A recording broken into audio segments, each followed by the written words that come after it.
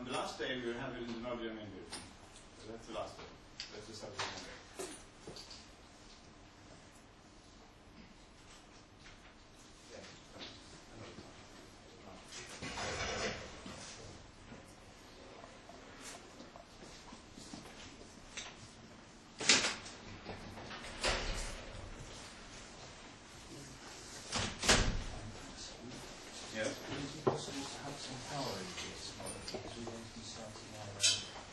Yes, right. Yes. We do have power. If you can get some from Hans' office, there's 2 power bars at least. And I left one in the other one yesterday night. Where in that? Maybe I can do that. Then they go to you know Hans' office? Yes, there's your key work for that. Otherwise, take mine. This one is the furniture of this room. We have power.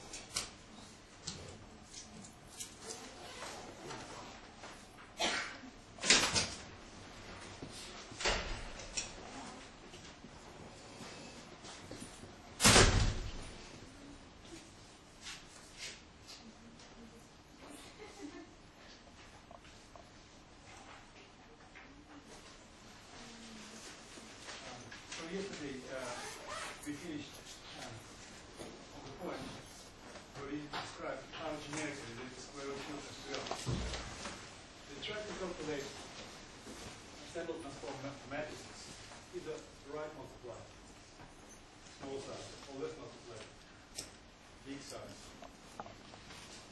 such that when updated in this matrix, in this way or that way, the analyzed sample is modified in such a way that it's exactly factorizes the theoretical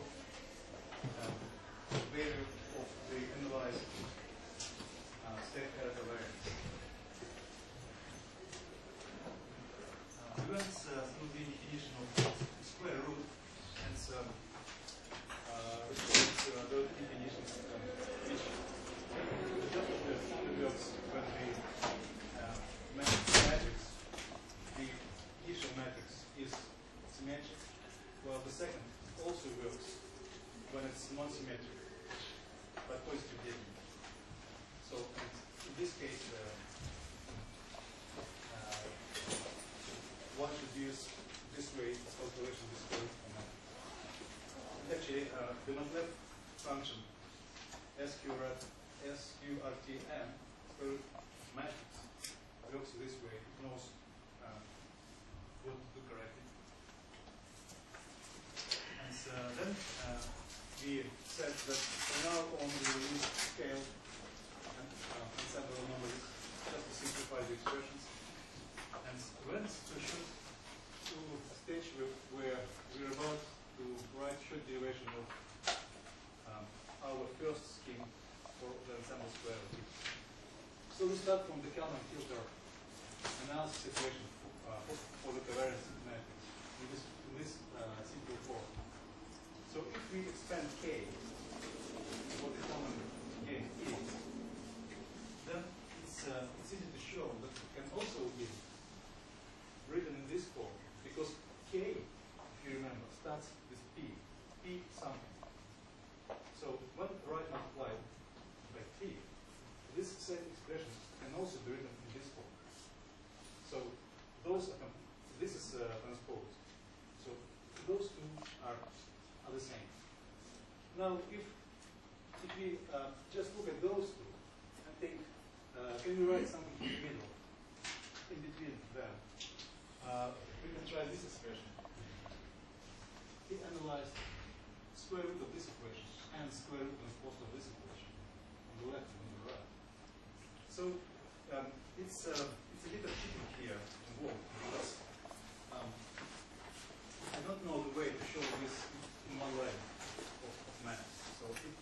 6 lines and achieve it in the appendix without using any matrix transpositions, just few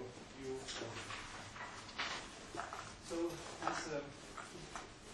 when we write this expression, we are almost done, because if you factorize P with A by A transform, that's our new scale ensemble anomaly, and analyze ensemble anomalies, and you factorize forecast covariance with forecast ensemble anomalies, we can see that there are two terms here, one by the same conjugated, which can be used for the expression of A. So the final expression is, that's what's written here. I split this into terms. So this becomes true if you just use this expression. This is algebraically, it's beautifully simple expression. But if you look at the structure of this matrix, it's not really very simple. So I will try to explain just very briefly what this matrix, how it looks like. So it's we have left multiplied ensemble transform matrix in the form I minus kh power of 1/2. How the interior of this matrix look? So what's k? K is the vector of sensitivities. Say imagine we have one observation. So the K matrix is just a vector which corresponds to the state vector, the same length, each element of which says what is the sensitivity of the corresponding element of the state vector to the innovation. Now, if this observation, for example, is such that we observe a certain element of a state vector directly, then matrix H is a column vector of the same length, with all elements being 0 but 1, the one which we observe directly. And this element is equal to 1. So how this multiplication works, that it creates a state-by-state matrix, the same as P, the same as I here. And this column is transferred into this position. So this matrix is everywhere 0, but in this position. So overall, this, we need to identity matrix. So the structure is, we have the diagonal, and we have some, in this case, one column which is non-zero, and the matrix is 0 everywhere. If we have more similar observations, we will observe more columns derived in this matrix. And of course, if we do not observe state element directly, these columns start to diffuse. So my main point is that this matrix may be not very simple, but it's also not non-symmetrical. So it's very essential when we calculate this expression that we use correct definition of the matrix theory. So this is as nice as this equation is, it's not used in practice because the matrix is huge. It's ensemble by ensemble size. So what can we do with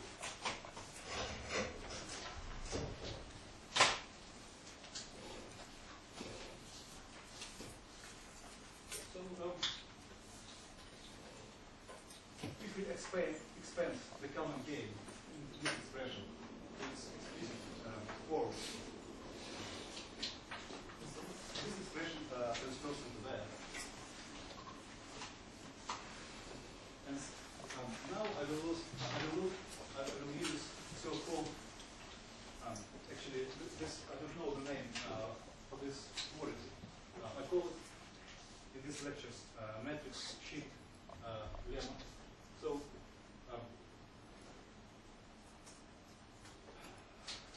I updated these lectures yesterday and I made a typo.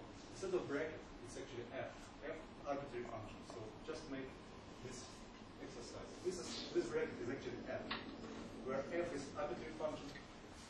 And so the only condition is that this function F function bracket can be expanded into Taylor series. So if you expand it into Taylor series and look how this works term by term, you will see that this equation is true. So now if you go back to this expression, and you can see that matrix A is here on the left.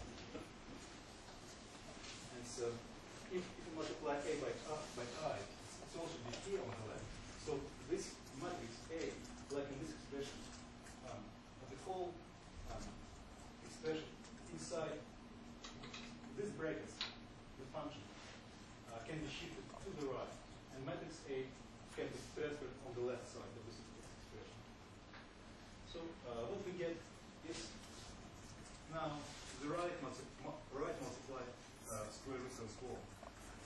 This particular expression was obtained by Evenson in his 2004 work paper, and while this transformed matrix is big, it's state by state, this one is small, it's ensemble by ensemble, but algebraically both expressions give exactly the same answer.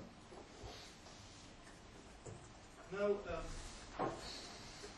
what one can do as a problem exercise is to apply a matrix inversion lemma to both expressions and see what they converge into. And the final answer is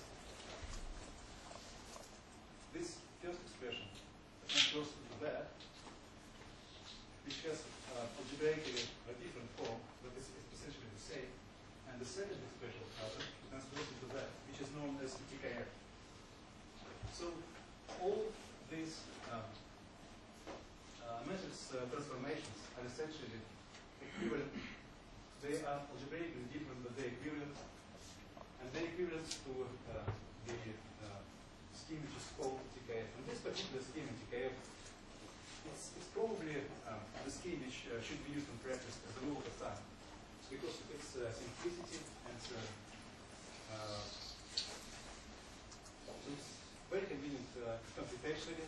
This is a small matrix ensemble by ensemble.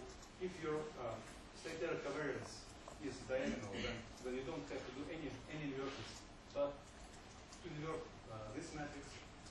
And if and this inversion is only to be done in ensemble space. So computationally, that's not a problem whatsoever. So that's the way to go. Just to comment on that, the HAF transpose after -1 HAF, that term there in the square bracket, those are actually identical to the eigenvalues of the of HPFH transpose, just mathematically, just for your information, because it's just gamma plus I to the -1/2 that comes out there in the transformation. But we can talk about that offline, and I can prove that on Monday. Oh, you won't be here, but no. I can go through with a pen and paper. Yeah. So but this derivation is avoided any transpositions. So those who are not familiar, just avoid that. All you need to use is the matrix shift lemma and the matrix inversion lemma. Yeah, sorry, I'll make another comment on that as well, but on the last line, that it also gives a relative weighting between the observation error and the background error in observation space. So the I plus the other stuff there, that it actually gives that relative weighting, which is quite useful too. So it's pretty easy to interpret. Right. So, yeah. Actually, each of these formula can be interpreted in a long way. There's some very beautiful stuff behind these matrices, and so it's fun to look what they look like in MATLAB and to analyze their properties. So here, I'm afraid we have to proceed, unfortunately. So I've just schematically drawn all these four sort of schemes which are equivalent. How they related either by matrix shift lemma or by matrix inversion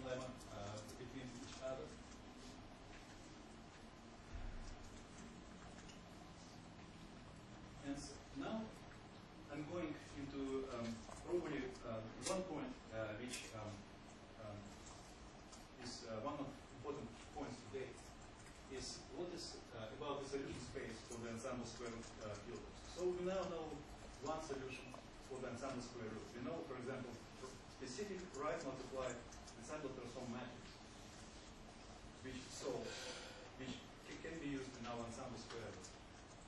Now, what the other solutions look like? So the sequence is as follows. So if A, the ensemble anomalies that vectorize a given covariance, if you want to vectorize in this way, then if you take any other matrix, AU, where U is an arbitrary of a normal matrix, such, so, and that's what it means. That's the columns of U are orthogonal to each other and normalized by 1. Then this new matrix also factorizes P. But moreover, to be a valid solution for the SRF, our ensemble, our initial forecast ensemble, is centered to 0. So the mean of ensemble anomalies is 0 because we subtracted the mean. Now, when we update the ensemble anomalies, the mean should remain 0 because otherwise we will implicitly modify the ensemble mean, which we don't want to do because we deal with ensemble mean in a separate way, as I told before. So we have to preserve the ensemble mean. So this is not actually any of a normal matrix, but such each row of which sums to 1. So for this to be true, each row of U should sum to 1. So that's what we have here. In our 2008 paper with Peter Roque, we actually tried to prove, we are not mathematicians, but we tried to argue that this is not only sufficient condition for a solution to be a solution of square root filter, but also necessary condition. So our point was that this expression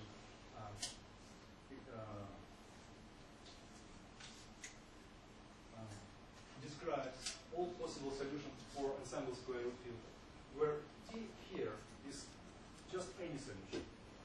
And we wrote T symmetric. And for symmetric solution, that's how we call the ETKF solution. And why is that? Because if you go back and look at that, that's the ETKF formula. This expression inside the matrix is symmetric. When we when we find unique, and this positive definite, when we find unique positive definite square root of this expression, it remains positive definite and symmetric, and when we inverse such a matrix, it remains positive definite and symmetric. So we call this specific right multiplied solution symmetric solution.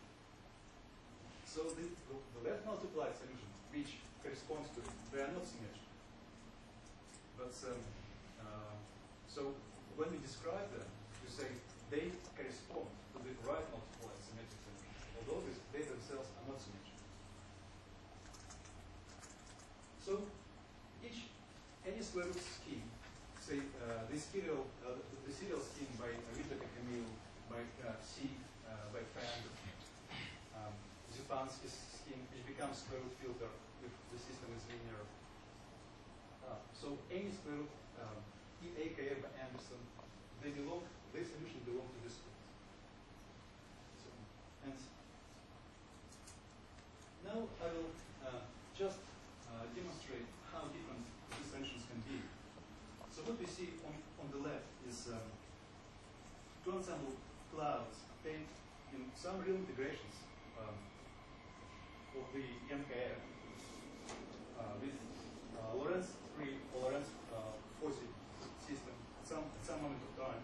That's a snapshot in where the x and y coordinates are just first and second space vector elements. So that's how the ensemble cloud looks like. And here the red shows the true solution and green shows the ensemble mean. And so what happens if we multiply this by a random orthonormal mean preserving matrix? This one turns into this, and this one,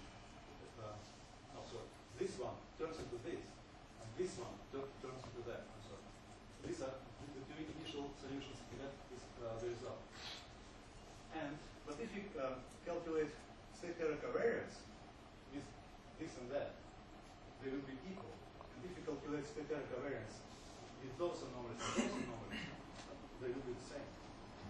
So incidentally, when we multiply ensemble cloud by random orthonormal mean preserving matrix, and there are easy way to calculate those.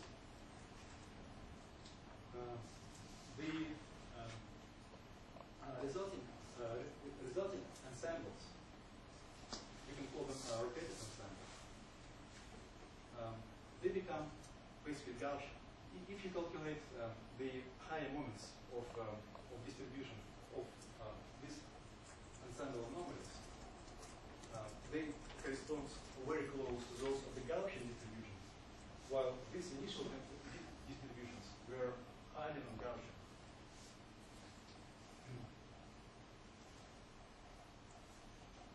So that's basically the very basics which it's probably useful just to keep in mind about what ensemble square root is and how it basically works. Now we'll talk about the stochastic entire, which is historically which appeared before ensemble square root filters. And when it appeared, the paradigm was to consider ensemble as a collection of statistical samples rather than a unit. And how it works. So I wrote here the Gaussian update equation for the state estimate once again. And the initial take, when Evenson introduced the ensemble square root filter, his initial idea was to update each member of the ensemble in the same way as we usually update the ensemble mean. So here I, outside the brackets, means I column of the ensemble matrix, which means I ensemble member.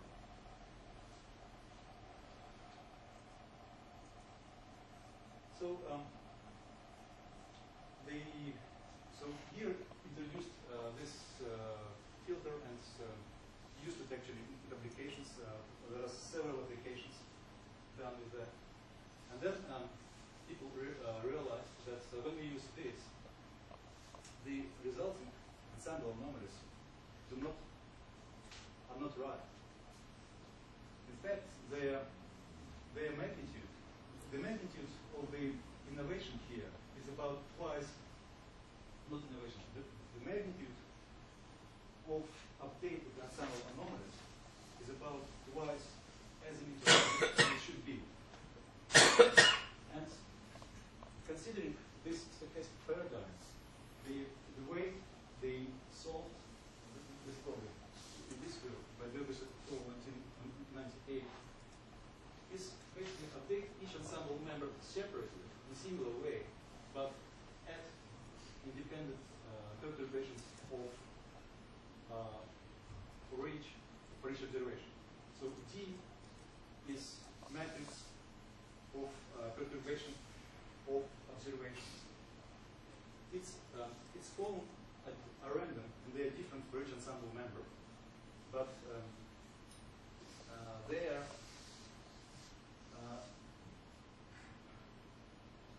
the covariance of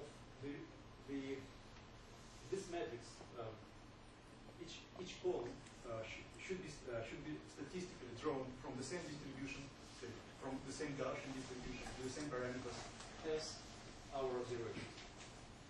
So if you have standard deviation of 1, we should generate a Gaussian random sample with standard deviation of 1 and 0 mean and add it to our actual derivation when we update each ensemble member. So this, if you subtract the mean, the ensemble, if you find the mean and subtract the mean from this equation, you can split it into two equations for update of the ensemble mean and update of the ensemble anomaly. So normally people find it quite comfortable if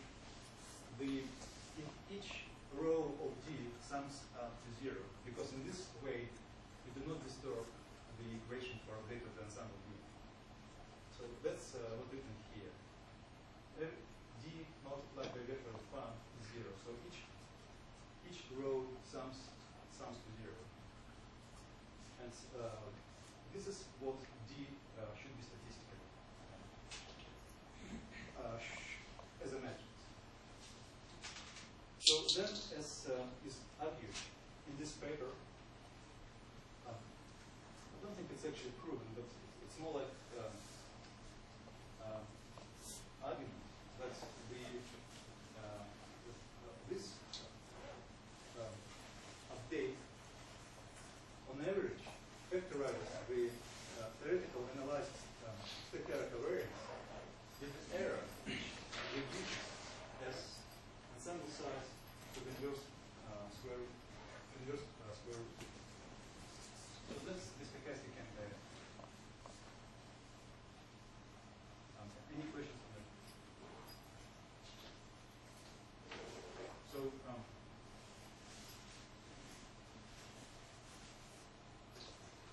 as I said before, it's very hard to formulate example with demonstratively this scheme would work better than the ensemble square root. Although I think I know a couple of examples, but they're rather pathological. But in some circumstances, this scheme may work better. So if you don't have specific reasons why do you want to use this scheme, you don't use it. So you don't have to move the dimension group to the y. Y remains the same. That's the consideration. In the next step, in the next line. It Next goes one. here. Next one. So this matrix Y, this vector Y, it's the same for each update, each member. So when we find the mean, when we find mean over the ensemble of this expression and subtract it, it goes in the first expression of the update of the ensemble mean, but not into this expression because it's subtracted.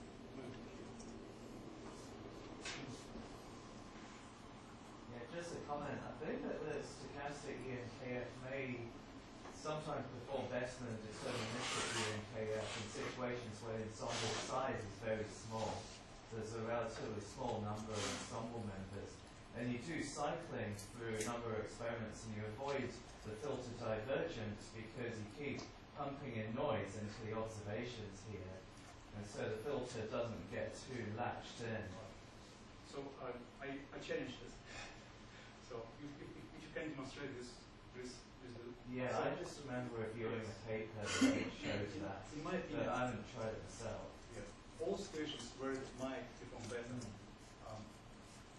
these are situations of what can be called big ensembles.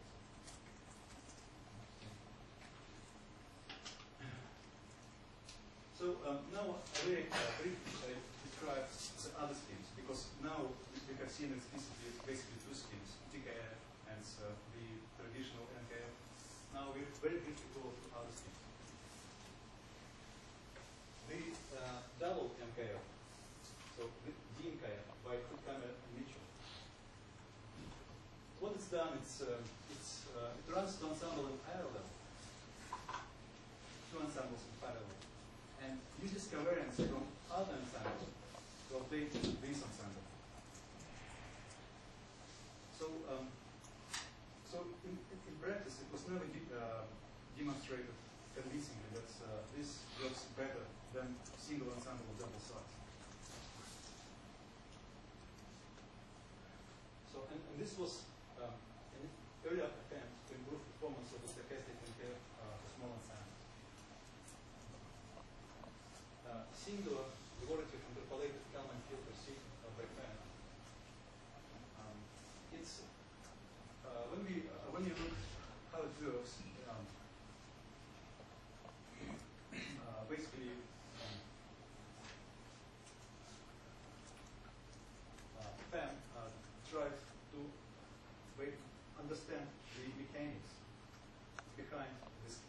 handy square root of 8. And he worked at the through all sorts of decompositions, and so it's quite complicated paper. You can read it, but essentially it's square root field. So it belongs to the state to the space of solutions in this repertoire. And sample adjustment Kalman filter, EAKF by Anderson. I wouldn't comment on that, but it's another square root field. So it belongs to the same space. Serial is read by Whittaker and Hammer, which uses this is what we call the Potter solution. Serial, because it's known from the data simulation theory that if you have non-correlated observations, then at least in the framework view of the Kalman filter, assimilating these observations serially, one by one, produces the same final result as observation, as assimilating them all together. And this is the actual update equation.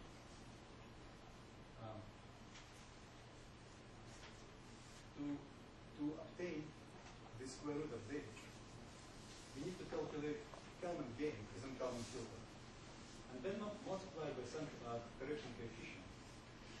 And for a single observation, this expression is just a number between, I think, between 1/2 and 1.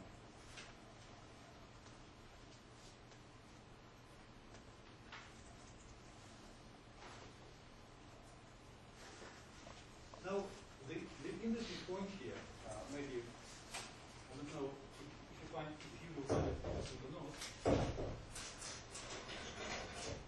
So if you look at this expression, for a single observation, this is indeed equivalent. All the schemes are equivalent because they you have no degrees of freedom. You have only one number for a single observation. So this is equivalent to ETKF, to EAKF, to C, to whatever. So this produces the same number. And if we, as we continue to assimilate more and more observations in this cycle, our, say, after the first observation, our analyzed matrix of ensemble anomalies is equal our forecast matrix by ensemble transform matrix which we call T1. So after the second observation, we multiply by T1, calculate for the second observation, and so on. So in the long run,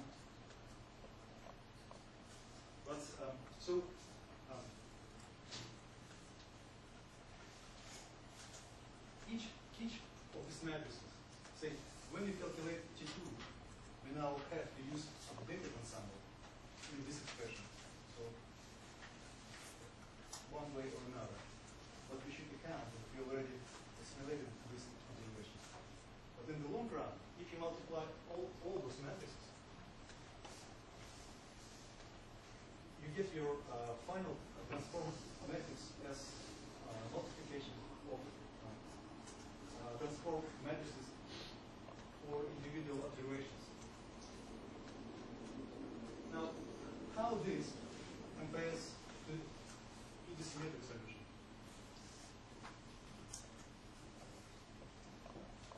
How those do compare?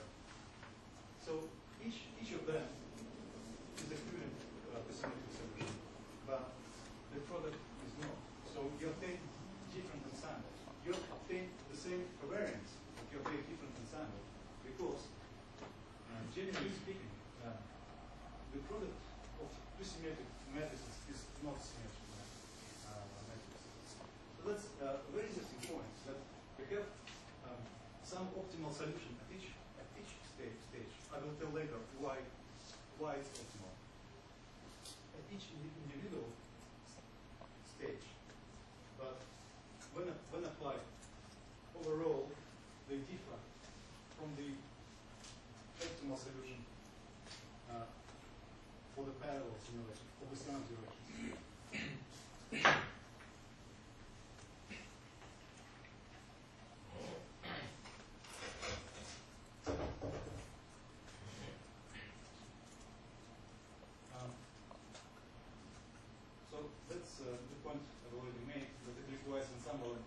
by simulating each observation for the next object, and makes it possible to use this scheme actually. Yes, makes it possible to use covariance localization, which some other schemes do not allow, such as ETK. And covariance localization is one of the two main non-objective localization schemes. The maximum likelihood ensemble filter or Bayes-Dupin scheme. It uses operand method in the analysis for handling nonlinear observations. For linear case, it's equivalent to square root filter, but it doesn't handle the case of a strongly nonlinear model. Deterministic NKF by us is the row, so it's a robust approximation to the SRF in the case of small corrections. And so we use DNKF in our operational system, NERS, and so there were independent papers which compared performance of different schemes, and so their conclusions were very favorable. So that's a very good choice in practice.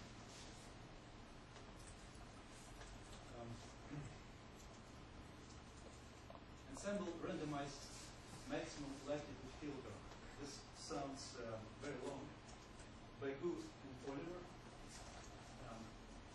So it's partly similar to Red, but it's actually a more general solution. Why they use this randomized maximum likelihood filter? Because they used theoretical expression for iterative solution, iterative Scannon filter-like solution for strongly nonlinear systems, but they treated it in the same way as in traditional NKF. So they do not apply deterministic square root-like filter but treated it in the Monte Carlo way. And so we now consider together with Jim Oliver to put another paper where we'll do basically the same but in the ensemble square root filter style.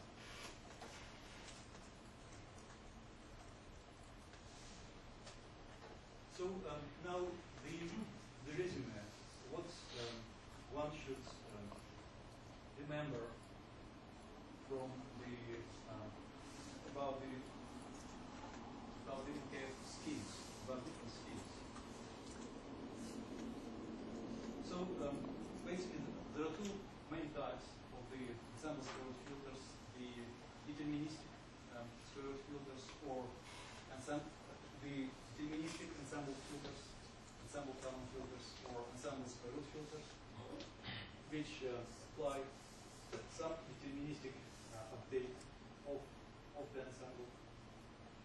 And a good way to calculate this is the ETK solution and the traditional NKF. What important to see overall is that, say, in this case, the analyzed matrix of ensemble anomalies is each member, each column in this matrix is a linear combination of other columns of the forecast ensemble anomalies, where matrix T contains coefficients of this linear combination. So, but in a similar way, if you look what K is, and K starts with K, with P, with analyzed covariance, and P is factorized by ensemble transform. So the very first term in this expression for K is forecast ensemble anomalies. So all these expressions are also can be seen as a linear combination of ensemble members.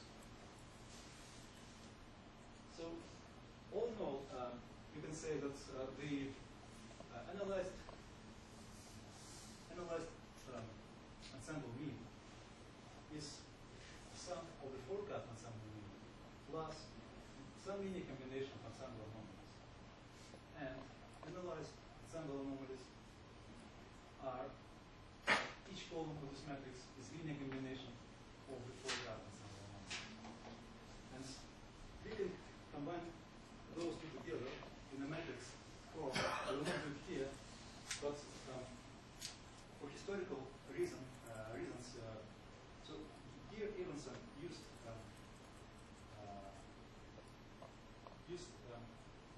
symbol x5 because it also works. So the ensemble people, when they speak about x5 matrix, they mean exactly the same, but the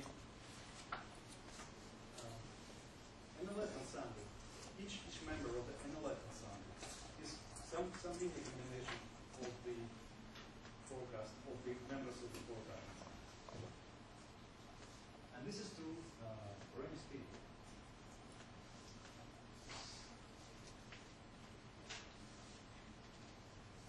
So now concluding, and after the conclusions, I have several quite important appendices which I would like to go through. So the INKF represents state space formulation of the Kalman field. Because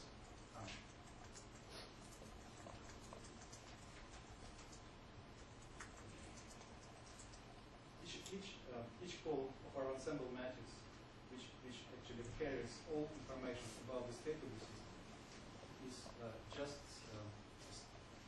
a single state of the system.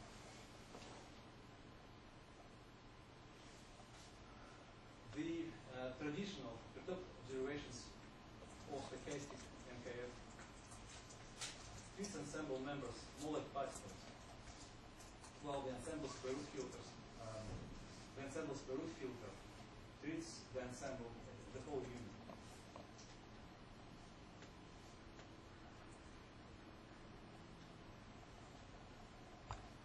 There are a number of different schemes in regard to the update of the ensemble anomalies, and the ensemble mean update is scheme independent. So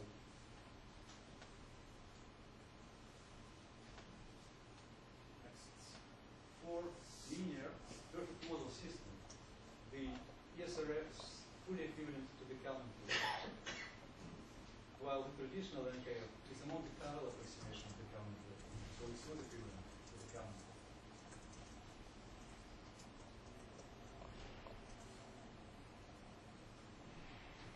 The ESRF generally yields a better performance than the traditional NKF. The analyzed ensemble is linear combination of the forecast ensemble, like this. Of course, this is only true in this framework, which we can call global update, when we update the whole ensemble in one go.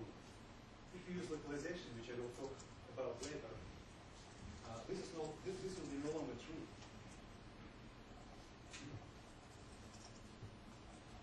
Now, the ensemble transform matrix, which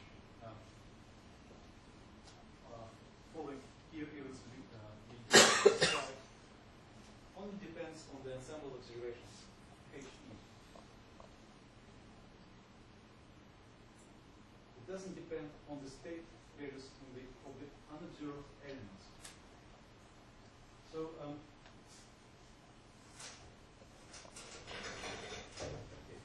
So what does it mean? This is a very important point. Which color suggests this? Maybe green is what color? Black is not so strong somehow. Green, we try green. So,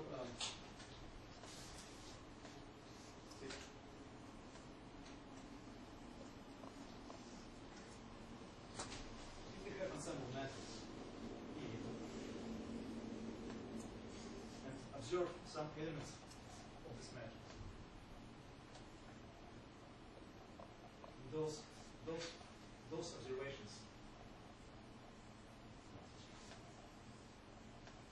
will form our ensemble observations matrix HE. So in this case there will be 3 rows.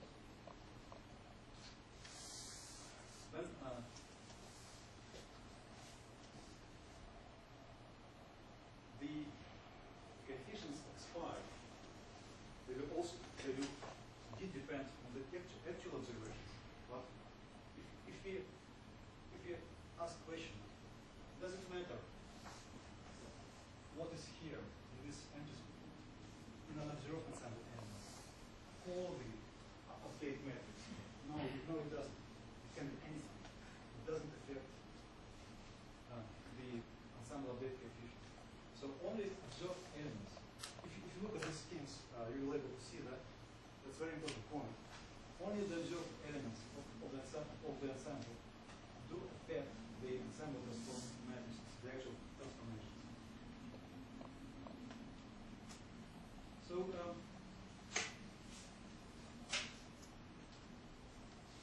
for example, if our ensemble member, say, if we have one-dimensional system, our ensemble member looks something like that. We observe here, somewhere here, at this point. And this observation, for example, causes huge variations. Whatever we observe in this point. So if you think, if you recall the initial cost function, there was a term like x minus xf, p minus 1, t, x minus xf. So you would think that this big chunk should be penalized. But they actually not. So I don't know the exact mechanics how this works, but as a matter of fact, the actual ensemble transform doesn't depend on the unobserved element, on the value of the unobserved elements.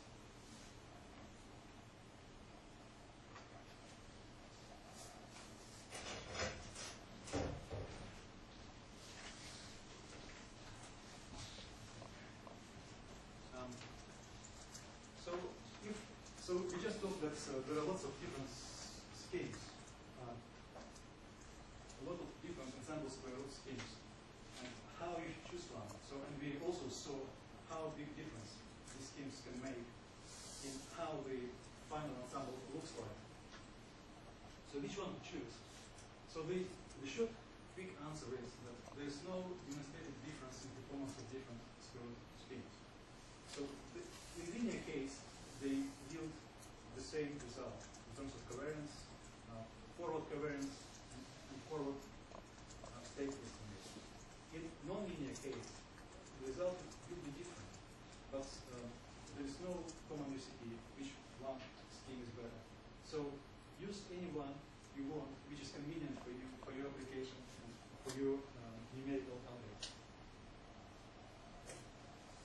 Now the last point, which I didn't talk about, but I will talk now, that through rescaling, the ensemble square root filter can be turned into the state space formulation of the extended counter. And how this works?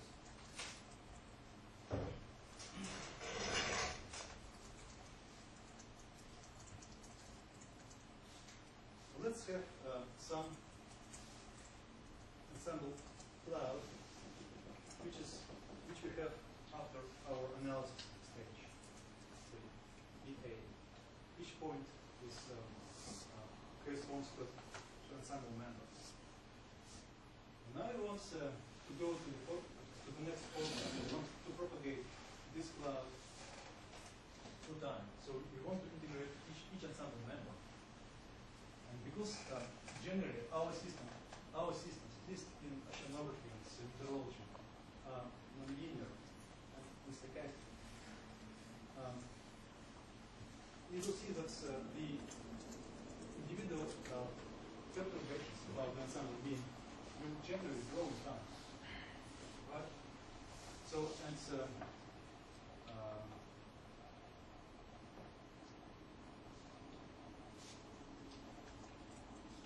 but what happens when we come to the next forecast? This is our new ensemble graph. We will now calculate the Kalman gate and or ensemble transform matrices from this class. And these quantities which we calculate can be regarded, say, and also we will calculate the gradient of the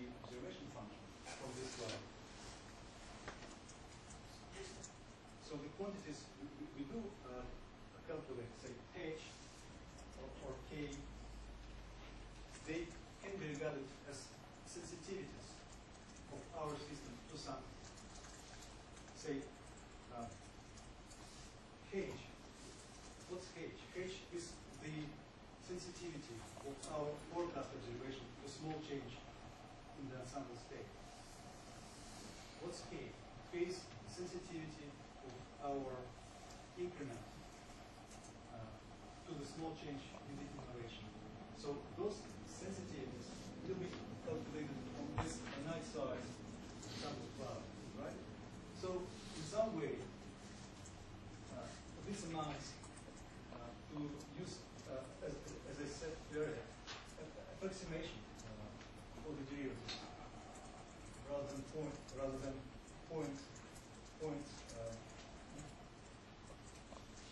than evaluated derivative in a form. And this is why NPF works so robustly. But now we reduce after we analyzed our ensemble that we reduce the spread by a very big factor, say by 1,000. So effectively, this ensemble cloud becomes very small and propagated forward, down. So what will happen is that you will see some growth, but this will be linear growth now. And if you calculate now sensitivity in the small cloud, and when we arrive here, we scale it back by the same factor of 1,000. So we obtain roughly the same cloud. If you have a linear system, you obtain exactly the same cloud as the in case. But if you have non-linear system, it will be different, and the difference will be nonlinearity. So if you calculate now sensitivities with this new cloud, which arise from the scaled ensemble numbers, they will correspond actually to point estimation of sensitivity, which is what extended common filter is. So I will not talk more about that, but maybe I think it's a useful observation. So it's very easy to turn sample common filter to extended common filter, but this immediate presentation, the ensemble representation of extended common filter, will not require tangent linear model, because in the common filter and in the extended common filter, we propagate covariance by multiplying it by the model gradient or tangent linear model.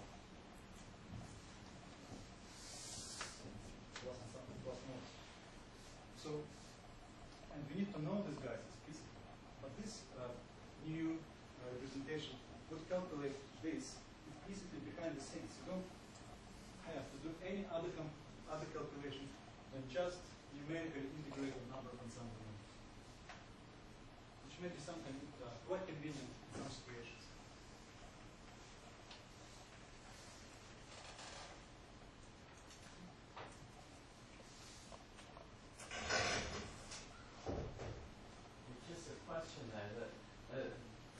Are they actually identical? Because when you're evolving the ensemble forward in an ESRF, then it's evolving with the nonlinear dynamics of the model, and then you're computing perturbations at the forecast time, and then that becomes your prior or your EF. Now in the EKF, you're actually linearly propagating the covariance matrix. So here you propagate the ensemble mean with the full nonlinear dynamics. Yeah. But if you have a look, how do individual ensemble anomalies propagate above this ensemble mean? Because the spread is so small, they effectively will propagate with the same tangent linear model. Oh, that's the assumption. No, that's not the assumption. Because that's when you say expand function into Taylor series and look how it looks like regardless of the perturbation, your sensitivity is the same as the real. And in this case, it will be the same. It will be the same tangent linear point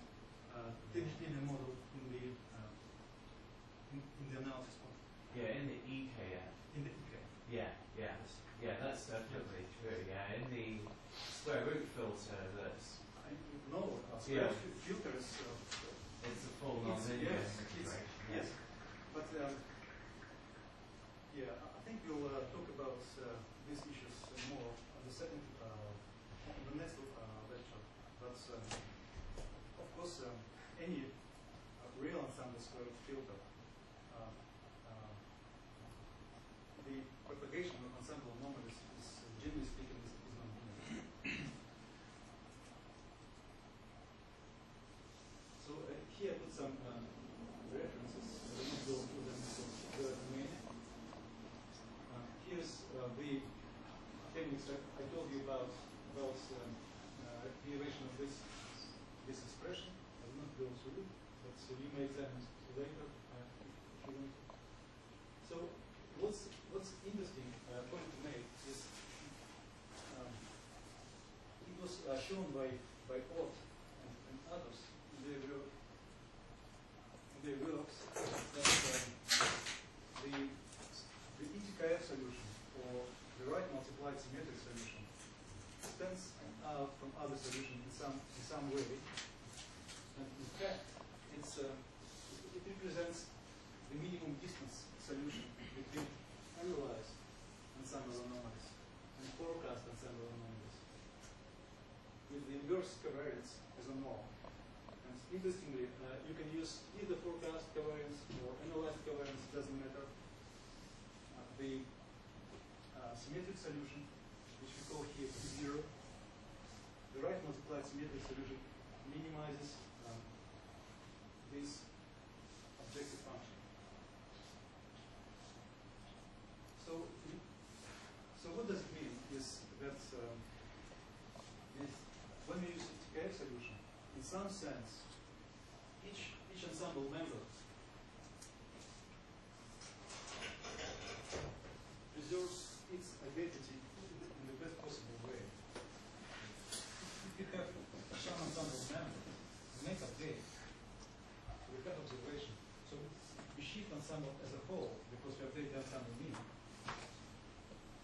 That's the data of ensemble mean. But if you look how individual anomalies change within the circle, that's the ensemble mean change here. Say this. How the individual anomalies change? The change is minimal.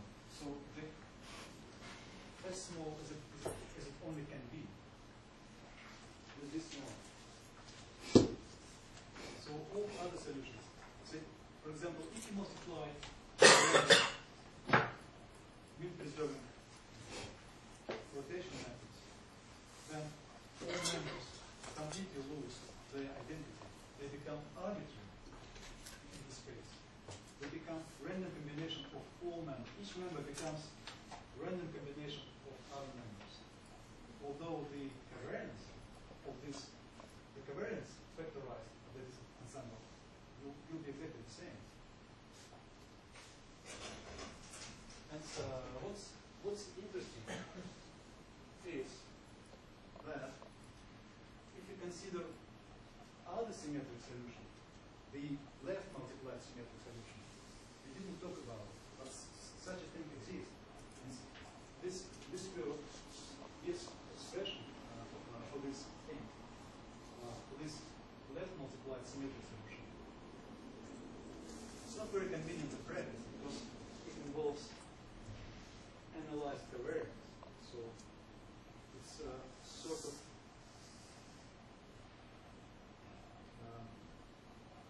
circular logics. So, but with a small system, you can calculate this covariance. Then calculate, have a look what this matrix look like, and see whether this is true or not.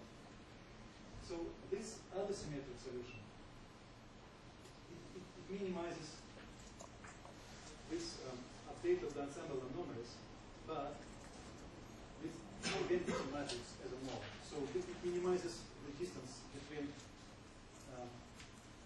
analyzed cloud of ensemble anomalies and forecast cloud ensemble anomalies in physical space, not in this space. I think that's very curious. And the next thing which I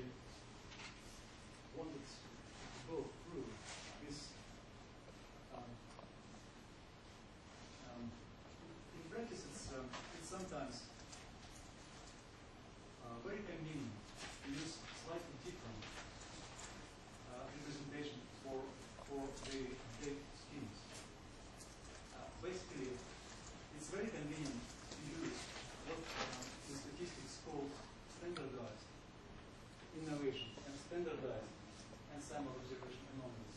And by standardized, we mean that we divide them by the standard deviation of the fields. So that's how it's done in the ensemble space.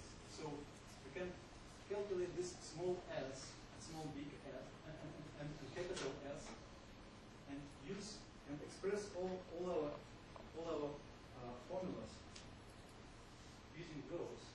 And in this case, these formulas take particularly simple form. Actually, Craig Bishop is, I think, a big fan of this scaling by inverse square root of observation error variance metrics. So, in this case, the update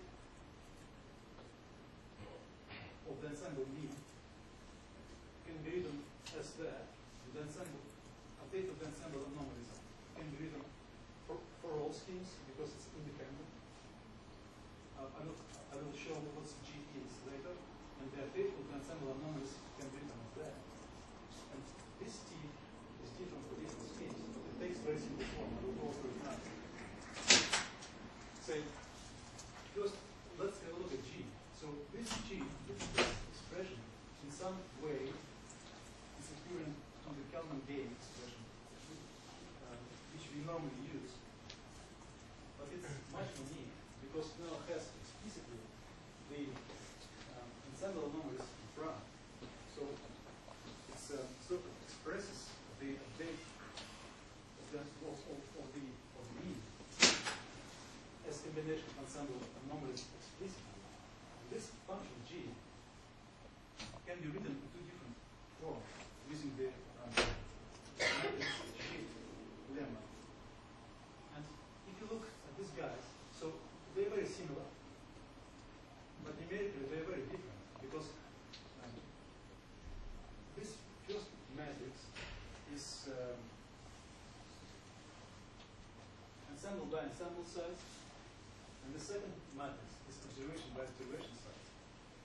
So if you have more observations than ensemble members, you use this first expression for calculating G. And if you have more ensemble members than you have observations, you use this expression.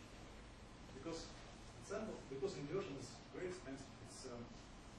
It's scales like cube of the matrix size. And if you consider particular schemes in this framework using S, small s capital, and G defined through s capital, then InKF takes this form, TKF takes this form, we have to subtract I. Because this I is in this T, we subtract IF on the left and then some minus 2. So that's why minus 5. And the deterministic NKF by the row will look like that. So if you look the file which is called analyze with M in the package I talked about yesterday, then all analysis schemes are expressed there using this standardized innovation, standardized ensemble. And actually, our operational system also uses those. It's very convenient.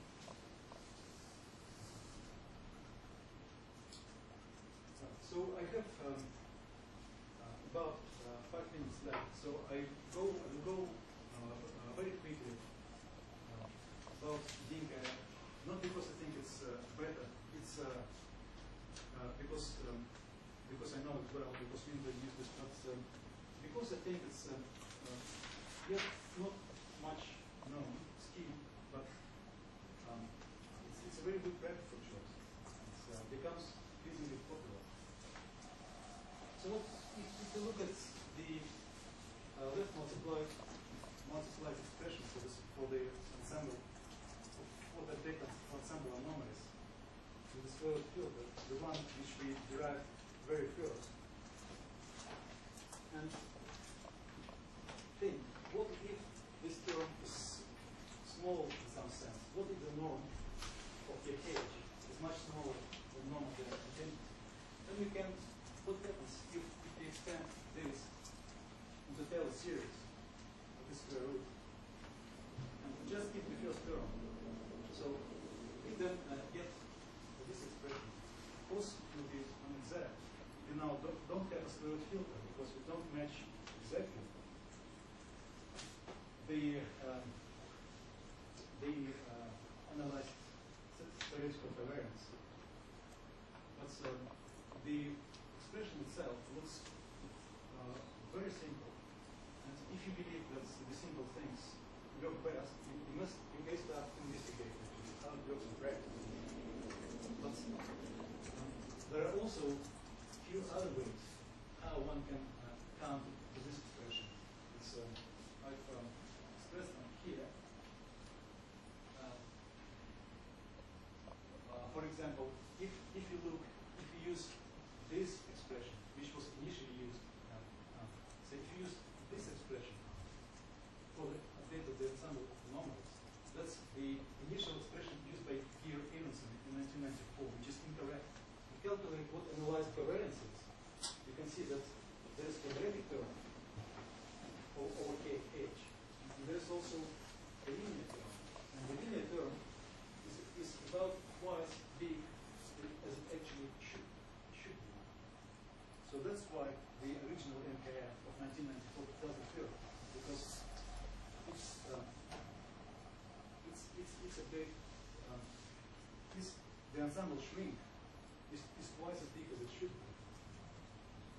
Or, for example, if you take the serial ensemble square root filter by Whittaker and Camille and expand this expression by assuming that this term is small, but this term is big, you will get that alpha is approximately 1/2, which will give you the same expression. So, why is it good?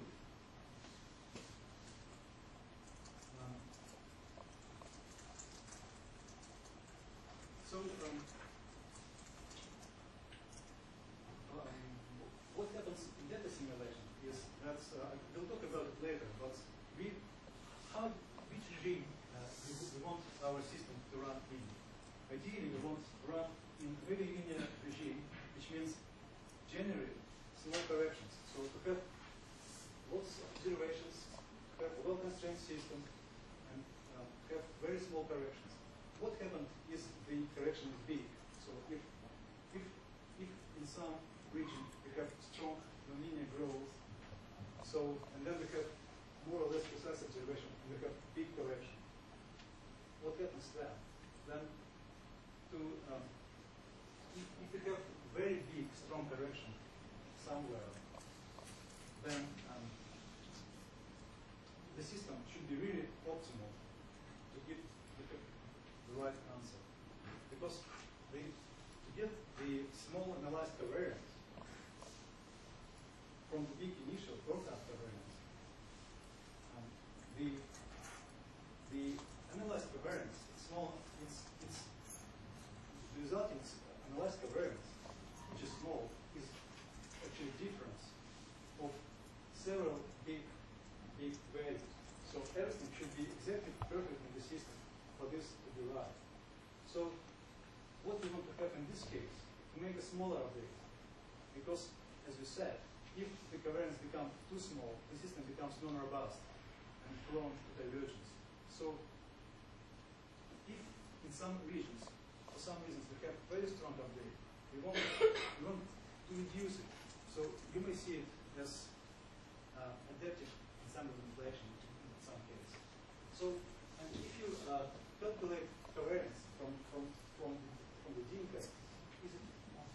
Sorry, I thought it's 10:15.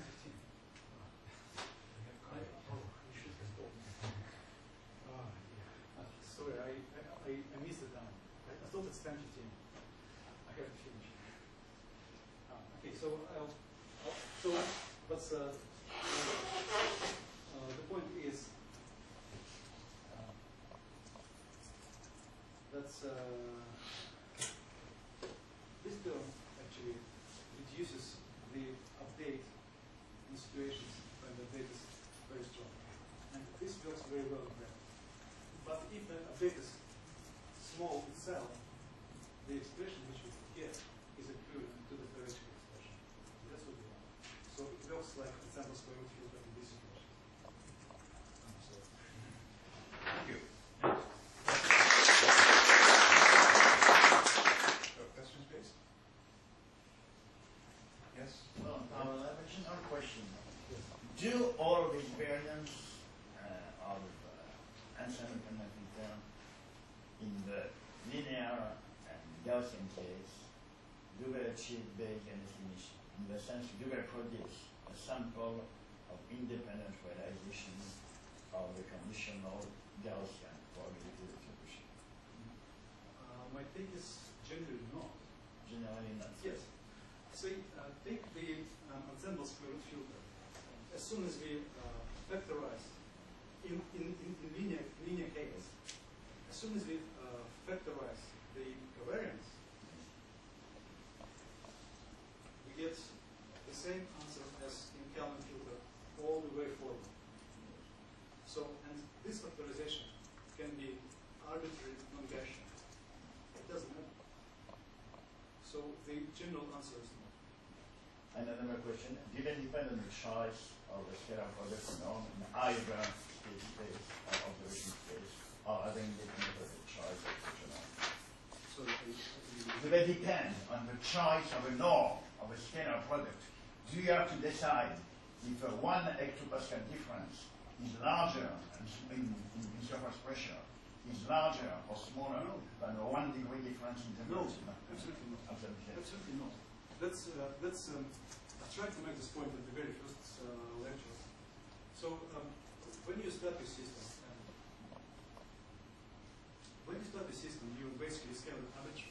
You start generally from a wide ensemble, and it's when you run it, it becomes more and more constrained. And when it comes to the stabilized state, those each of the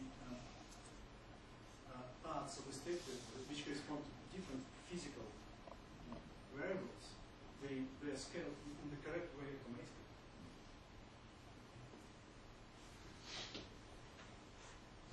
Any other questions? If that's not the case, then I see the coffee is ready. So we have a short break then.